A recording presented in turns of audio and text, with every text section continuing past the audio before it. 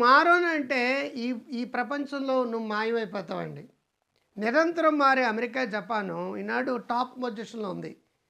వందల ఏళ్లుగా భారతదేశం మారలేదండి. 10, 15 ఏళ్ల నుంచి మారడం మొదలుపెట్టాక ఈనాడు ఫోర్త్ నేషన్ వచ్చింది. వరల్డ్‌లో నాలుగో స్థానంలోకి వచ్చిందండి. 2, 3 ఏళ్లలో ఆహ్, ఆహ్, మూడో స్థానంలోకి వచ్చేస్తుందండి. జపాన్ అనేది థర్డ్‌లో ఉండేది. ఫోర్త్ ఇప్పుడు మనం ఫోర్త్‌లోకి వచ్చేసాం అనమాట. జపాన్‌ను దాటి బయటకొచ్చేసాం. మించిపోయాం. కొన్నాళ్ళు పోతే మనం థర్డ్ ప్లేస్‌లోకొస్తాం. అప్‌డేట్ అండ్ అప్‌గ్రేడ్ అంటాం. అంబాసిడర్ ఉంది. మారలేదు. ఇప్పుడు అంబాసిడర్‌లు మాయమైపోయిందండి. బజాజ్ చేతక్ ఉంది. అమారా బజాజ్ చాలా ఫేమస్ అండి అది. మారలేదు. ఇప్పుడు ఏమైపోయిందో ఎవరికీ తెలీదండి. కొడాక్ ఫిల్మ్స్ ఉండేది. అది ఓన్లీ ఈ ప్రింట్ ఏసే ఫోటోలండి. అది మారలేదు. అది వెనకబడిపోయిందండి. నోకియా నా మొట్టమొదటి 1995లో కొన్న ఫోను AK-47 అది నోకియా అండి. అది చాలా ఫేమస్ వరల్డ్‌లో. కానీ ఇప్పుడు నోకియా లేదండి. నిరంతరం మారేవాళ్ళు ఇంకా update and upgrade, update and upgrade, update and upgrade వల్ల నిరంతరం మారేవాళ్ళు సక్సెస్ రేట్ బావుంటుందండి. నేను మారను, ఇలాగే కూర్చుంటాను.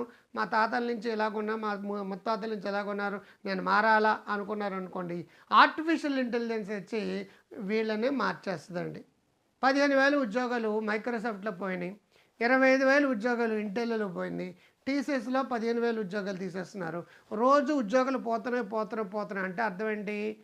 ఇప్పుడున్న టెక్నాలజీకి అనుగుణంగా, ఇప్పుడున్న పరిస్థితులకు అనుగుణంగా నువ్వు అప్డేట్ చేసుకోవాలి, అప్‌గ్రేడ్ చేసుకోవాలి. అప్డేట్ చేసుకోవాలి, అప్‌గ్రేడ్ చేసుకోవాలి. ఒక హోటల్ కూడా లేని జొమాటో, స్విగ్గీ వాళ్ళకి హోటల్ బిజినెస్‌లో రాకెళ్ళిపోయింది. ఒక రెసిడెన్షియల్ హోటల్ కూడా లేని ఓయో రూమ్స్ ఈనాడు ప్రపంచంలో ఎన్నో ఓయో రూమ్స్ ఉన్నాయండి. ఒక కారు కూడా లేని వాళ్ళు ఊబరు కార్ల బిజినెస్ చేస్తుంది. ఓలా కావచ్చు, లేదంటే ర్యాపిడో కావచ్చు అది కూడా.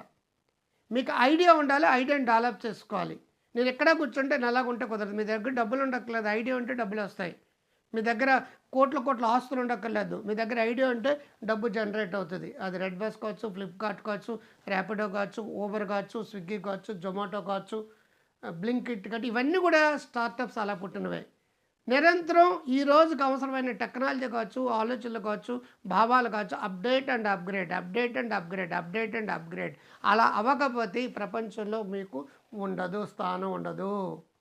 నిరంతరం అప్డేట్ అవ్వాలి. కాబట్టి చేంజ్ మేనేజ్మెంట్‌లో మొట్టమొదటి ప్రాసెస్ ఏంటంటే ఎప్పటికప్పుడు నువ్వు మారుతూ ఉండాలి. Nothing is permanent except change అంటారు. ఇది నచ్చితే లైక్ చేయండి, షేర్ చేయండి, సబ్స్క్రైబ్ చేయండి. గ్రో హెల్తీ వెల్తీ వైజ్ అనే యాప్‌ని డౌన్లోడ్ చేసుకోండి. డాక్టర్ క్రాంతికారి అనే యాప్‌ని డౌన్లోడ్ చేయండి. మీరందరికీ బాగుండాలని కోరుకుంటున్నాను.